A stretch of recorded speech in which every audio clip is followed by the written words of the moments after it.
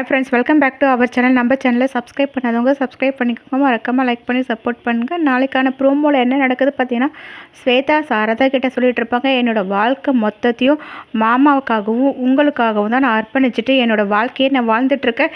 என்னால் வேறு என்ன பண்ண முடியும் சொல்லுங்கள் அப்படின்னு வந்து கேட்பாங்க. அதை கேட்ட சாரதா, நடந்து முடிஞ்சதை பற்றி இப்போ பேசாத, இப்போ இந்த விஷயத்தை பற்றி நீ பாரதி கிட்ட சொல்லாமல் இருக்கிறதுக்கு நான் என்ன பண்ணணும்னு நீ வந்து என்கிட்ட சொல்லு, நீ சொன்னால் நான் என்ன வேணும்னாலும் உனக்காக நான் பண்ணுறேன் அப்படின்னு வந்து சொல்லிட்டு இருப்பாங்க. அப்போ ஸ்வேதாவும் யோசிச்சு பார்த்துட்டு, இந்த சொத்து முழுசையும் என் பேருக்கு நீங்கள் எழுதி கொடுக்கணும் அப்படின்வாங்க. அதை கேட்ட உடனே அறிவு வந்துட்டு, என்ன பேசுகிற ஸ்வேதா நீ அப்படின்னு வந்து கேட்பாங்க. அப்போ ஸ்வேதா அவங்க அப்பா கிட்ட, நீங்கள் சும்மா இருங்கப்பா, என்னோட வழி என்னன்றது எனக்கு தான் தெரியும் அப்படின்னு சொல்லிட்டு இருப்பாங்க. இங்கே ஸ்வேதா வந்துட்டு, நான் இது கூட இந்த விஷயத்தை விட்டுடுறேன், இதுக்கப்புறம் நான் வந்து இதை பற்றி பேசவே மாட்டேன், நான் பாரதிக்கிட்டேயே இதை பற்றி எதுவுமே பேச மாட்டேன் அப்படின்னு சொல்லுவாங்க. உங்ககிட்ட மொத்தத்தையும் கொடுத்துட்டு அவங்க எங்கே போவாங்கன்னு அறிவு கேட்பாங்க. அப்பா நீங்கள் வேற ஏன்ப்பா டென்ஷன் பண்ணுறீங்க, நான் கேட்டதும் உங்கள் அக்கா மொத்தத்தையும் எனக்கு எழுதி கொடுத்துட போகிறாங்களா? கண்டிப்பாக பண்ண மாட்டாங்க, இதோ அமைதியாக நின்றுட்டு இருக்காங்களா, அதுலேயும் உங்களுக்கு தெரியலையா அப்படின்வாங்க.